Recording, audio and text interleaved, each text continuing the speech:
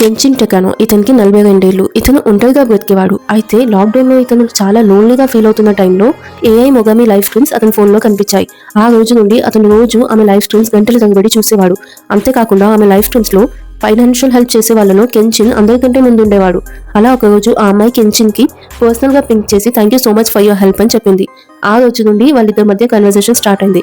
అయితే ఒకరోజు ఆ అమ్మాయి కెన్చిన్కి మెసేజ్ చేసి అడగడానికి కాస్త ఇబ్బందిగా ఉంది కానీ తప్పట్లేదు, నాకు ఒక 5 lakhs ఇవ్వగలవా, నేను మళ్ళీ నీకు తిరిగి ఇచ్చేస్తాను అని చెప్పింది.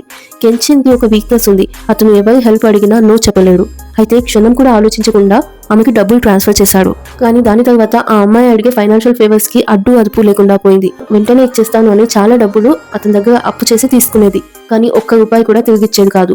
అలా కెన్చిన్ సేవ్ చేసుకున్న అన్ని డబ్బులు ఆమె తీసేసుకుంది. అలాగే ఒక రోజు మళ్ళీ డబ్బులు ఇస్తావా అని అడిగింది. అతను నా దగ్గర డబ్బులు లేవు అనగానే సరే లోన్ తీసివ్వు, నా దగ్గర వేరే ఆప్షన్ లేదు, నేను మొత్తం కలిపి నీకు ఇచ్చేస్తాను అని చెప్పింది. పాపం అమాయకపు కెన్చిన్ లోన్ తీసి మరీ ఆ అమ్మాయికి 2-3 సార్లు డబ్బులు ఇచ్చాడు. దాని తర్వాత కెన్చిన్ పరిస్థితి చాలా దారుణంగా మారిపోయింది. ఎందుకు అంటే అతని దగ్గర ఉన్న సేవింగ్స్ అన్నీ అయిపోయాయి. అంతేకాకుండా అతని తల మీద లోన్స్ కూడా ఉన్నాయి. ఇప్పుడు ఆ కలెక్షన్ ఏజెంట్స్ వచ్చి కెన్చిన్ ని టార్చర్ చేయడం స్టార్ట్ చేశారు. ఫర్ ద ఫస్ట్ టైం కెన్చిన్ నోరు తెరిచి ఆ అమ్మాయిని తను తీసుకున్న డబ్బులు తిరిగి ఇవ్వు, నేను లోన్ ఏజెంట్స్ కి పే చేయాలి అని అన్నాడు. కానీ ఆ అమ్మాయి నిర్మోహమాటంగా నా దగ్గర ఇప్పుడు డబ్బులు లేవు, నేను ఇవ్వలేను అని చెప్పింది. దాని తర్వాత కెన్చిన్ రోజు ఆమెను రిక్వెస్ట్ చేసేవాడు, కానీ ఆమె ఏదో ఒక రీజన్ చెప్పి డిలే చేస్తూ వచ్చేది. ఇంకా కెన్చిన్ దగ్గర ఏ ఆప్షన్ మిగలలేదు. అందుకే అతను ఆమె మీద కోర్టులో కేసు వేయాలి అని నిర్ణయించుకున్నాడు.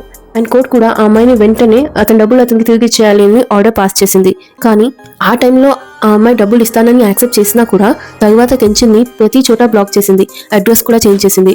ఇప్పుడు కెన్చిన్ దగ్గర ఆమె కాంటాక్ట్ లేదు, ఆమె ఎక్కడ ఉంటుందో తెలియదు. కానీ రోజు ఆమె లైవ్ స్ట్రీమ్స్ చూసేవాడు. అయితే అలాగే ఒక రోజు ఆ అమ్మాయి రేపు నేను ఈ లొకేషన్ లో లైవ్ స్ట్రీమ్ చేస్తున్నాను అని ఆమె షెడ్యూల్ ముందుగానే వ్యూవర్స్ కి చెప్పింది. అది కెన్చిన్ చూశాడు. అప్పుడే డిసైడ్ చేసుకున్నాడు ఆమె లొకేషన్ ట్రేస్ చేసి ఆమెను అటాక్ చేయాలి అని. అనుకున్నట్టుగానే నెక్స్ట్ డే ఆమె లైవ్ లొకేషన్ ని ట్రేస్ చేసి ఆమె ఉన్న ప్లేస్ కి వెళ్లి ఆమెని అతి దారుణంగా చంపేశాడు. అయితే ఈ మొత్తం స్టోరీ విన్నాక చాలా మంది కెన్చిన్ ని సపోర్ట్ చేస్తున్నారు. మీ ఒపీనియన్ ఏంటో కింద కమెంట్ లో చెప్పండి.